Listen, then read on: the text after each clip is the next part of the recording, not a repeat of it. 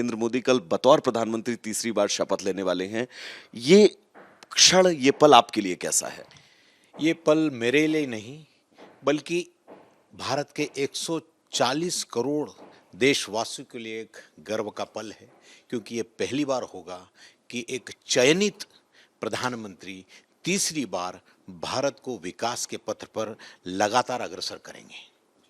तो ये हमारे लिए बहुत गर्व का पल है। और हम जो यूएई में दुनिया के सबसे ज़्यादा एनआरआई बसते हैं और दावा करते हैं कि प्रधानमंत्री को चाहने वाले सबसे ज़्यादा यूएई में बसते हैं, और हम उनका वहाँ पे काम देखते हैं, उनकी पॉजिटिविटी बढ़ाते हैं। और हमारा ये हर इंसान की ये प्रेयर थी कि प्रधानमंत्री जी तीसरी बार शपथ लें, और वो घटित होते हुए देखना मेरे लिए एक सौभाग्य की बात है। मुझे हर वक्त ये मौका मिलता है और मैं अपने आप को सौभाग्यशाली मानता हूँ, और मैं करोड़ों कार्यकर्ताओं में एक कार्यकर्ता हूँ जिनका मतलब एक प्रकार से सपना पूरा हो रहा है। सर, जब चुनाव प्रचार का वक्त था तो काफी गहमा गहमी थी और जैसा कि आपने बताया भी कि आप प्रचार के बीच में भी कई राज्यों में गए थे। कहाँ कहाँ पर गए थे और प्रचार की जर्नी आपकी कैसी रही? देखिए, मैं तो अपना कर्तव्य निभाने के लिए हर चुनाव में आता हूँ, फिर वो राज्यों का चुनाव हो या वो केंद्र का चुनाव हो। तो इस बार मैं सबसे पहले मैं तेलंगाना गया था। मैंने 8 दिन तेलंगाना में दिए। उसके बाद मैं 11-12 दिन करीब मैं मध्य प्रदेश रहा, उत्तर प्रदेश 6 दिन रहा, यहाँ पे भी 4 दिन रहा। तो पूरी जर्नी मेरी बहुत अच्छी थी, और पूरा भरोसा था हमको कि यशस्वी प्रधानमंत्री श्री नरेंद्र जी मोदी तीसरी बार शपथ जरूर लेंगे, और हम उसको वापस से जो है एक साक्षी के रूप में देखने के लिए आए हैं। और ये मेरा सौभाग्य है कि हम उन्हें हमारी आंखों से देखेंगे कि वो तीसरी बार मैं नरेंद्र दामोदर दास मोदी, वो शब्द हम सुनने के लिए बेताब हैं। एक चीज सर, मैं आपसे और समझना चाहूंगा क्योंकि विदेशी धरती से आप इस वक्त ताल्लुक रख रहे हैं। विदेश में प्रधानमंत्री नरेंद्र मोदी की लोकप्रियता को लेकर दो तरह की राय हैं। कुछ लोग कहते हैं कि ऐसी कोई लोकप्रियता नहीं है, बल्कि एक बड़ा तबका है वो मानता है कि प्रधानमंत्री जी न सिर्फ देश के बल्कि विश्व के लीडर बनकर उभर रहे हैं तेजी के साथ। इसमें सच्चाई क्या है? देखिए, सबसे पहले तो मैं रिपब्लिक का धन्यवाद देता हूं कि उन्होंने ये सवाल पूछा। मुझे यूएई में रहते हुए 26 साल हो गए, और सन 84 से 2014 तक 30 साल तक कोई प्रधानमंत्री हमारी सूद लेने यूएई की धरती पे नहीं आया। लेकिन 2015 में जब पहली बार यशस्वी प्रधानमंत्री जी आए, तो उन्होंने हिज हाइनेस शेख मोहम्मद बिन जायद अल नह्यान, प्रेसिडेंट ऑफ यूएई, से क्या मांगा? उन्होंने मांगा कि 3.6 मिलियन मेरे भारतीय आपके यहाँ रहते हैं, और मैं चाहता हूँ कि उनके पूजा के लिए एक भगवान का स्थल चाहिए। और हम बहुत फॉर्चुनेट हैं कि प्रधानमंत्री जी के कहने से हमें 27 एकड़ ज़मीन मिली, और बीएपीएस ने तन मन धन से लगा के और जो है वो मंदिर, इतना भव्य मंदिर खड़ा किया, जिसका उद्घाटन यशस्वी प्रधानमंत्री जी ने 14 फरवरी को किया। जहाँ तक प्रधानमंत्री जी की लोकप्रियता का सवाल है, तो मैं दावे के साथ कह सकता हूँ कि हर भारतीय जो भारत के बाहर रहता है, एनआरआई है, उसके ब्लू कलर पासपोर्ट की रिस्पेक्ट प्रधानमंत्री जी के शपथ लेने के बाद 2014 के बाद कई गुना इजाफा हुई। और आज हम बहुत गर्व से सीना फैला के कहते हैं कि हम भारतीय हैं, और हम हर जगह इज्जत पाते हैं। सर, आप यूएई से भारत आते जाते रहते हैं। 2014 से लेकर अब 2024 तक भारत के अंदर आपने इन 10 सालों में क्या बदलाव देखे हैं? वो चाहे विकास को लेकर हो, भारतीयों की सोच को लेकर हो, एजुकेशन को लेकर हो, पूरे मुद्दे हैं। देखिए, लगातार यदि आप 2014 से 24 की जर्नी देखें, तो आमूलचूल परिवर्तन देखते हैं।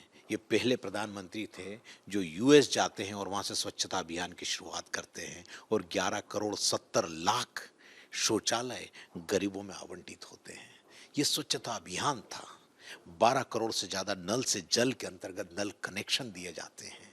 11 करोड़ से ज़्यादा माँ बहनों के आंखों के आंसू पोंछ के उन्हें गैस कनेक्शन दिए जाते हैं। 3 करोड़ 18 लाख सुकन्या समृद्धि अकाउंट खोले जाते हैं। 52,000 kilometre highways has been built. इससे ज्यादा और क्या चाहिए आपको? पूरा भारत आज की तारीख में परिवर्तित हो चुका है, विकास के पथ पर अग्रसर हैं। जो निर्णय नरेंद्र जी मोदी ने चैलेंजिंग रूप से लिए हैं, वो कोई भी निर्णय हो, ट्रिपल तलाक हो, 370 हो, कैसा भी निर्णय हो, उसको लेने के लिए एक आपका जज्बा चाहिए, वो सिर्फ और सिर्फ 56 इंच के सीने में, यशस्वी प्रधानमंत्री जी के सीने में ही है। जितिन जी, एक सवाल मैं आपसे और करूंगा क्योंकि 2024 चल रहा है। आने वाले 5 साल अगर राजनीतिक उठापटक नहीं होती है तो प्रधानमंत्री के तौर पर नरेंद्र मोदी जी ही रहने वाले हैं। इन 5 सालों में क्या विकास के कार्य, क्या विजन हो सकता है आपको लगता है? क्योंकि भारत को टॉप 3 अर्थव्यवस्था बनाना जो दावा प्रधानमंत्री करते हैं मंचों से, वो एक बहुत बड़ी चुनौती भी है अगर वैश्विक पटल पर हम देखें तो। देखिए, प्रधानमंत्री जी ने जो बोला वो किया।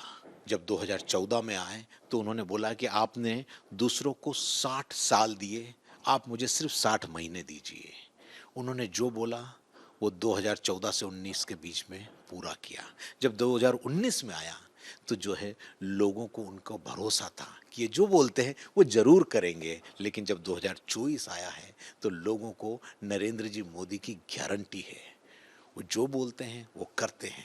जितनी भी बातें उन्होंने बोली थी वो पूरी की, और इस बार मेरा दावा है कि उन्होंने जो जो वादे अपने एजेंडे में किए हैं वो हर वक्त पूरे होने वाले हैं। और ये वही प्रधानमंत्री हैं जो शपथ लेने के पहले पहले 100 दिनों का एजेंडा उनका तैयार है। उन्होंने काम करने हैं वो सारी चीज़ें तैयार है। इतनी प्रिपरेशन एक निस्वार्थ भाव से 18 घंटे करने वाले प्रधानमंत्री आपके पास जब होते हैं तो उससे ज़्यादा और क्या ब्लेसिंग किसी देश को। आप यूएई से पहुंचे हैं भारत की सरजमी पर।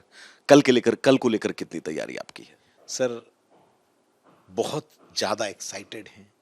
मैंने जिस तरीके से बताया कि हर व्यक्ति वापस से उनके कानों में वो शब्द जाएं कि मैं नरेंद्र दामोदर दास मोदी शपथ लेता हूँ, ये सुनने के लिए हमारा मन बेताब था। हमने जो भी कुछ किया 2019 से 24 के बीच में, न जात देखी न रिलीजन देखा, हमने हर एक की सेवा की। और उसके पीछे सिर्फ एक प्रेयर थी कि हम हमारे प्रधानमंत्री जी को तीसरी बार शपथ लेते हुए देखें, और कल वो घटित होते हुए देखना हमारे लिए सबसे बड़ी ब्लेसिंग है। सर, बहुत बहुत शुक्रिया हमसे बातचीत के लिए। तो ये थे जितेंद्र वैद्य जी, जिनका साफ तौर पर ये कहना था कि इनको इंतजार है रविवार की उस शाम का जब प्रधानमंत्री नरेंद्र मोदी तीसरी बार भारत के देश के बतौर प्रधानमंत्री शपथ लेने वाले हैं। विजय सलील के साथ मैं वैभव मिश्रा, रिपब्लिक भारत, दिल्ली। बहुत धन्यवाद।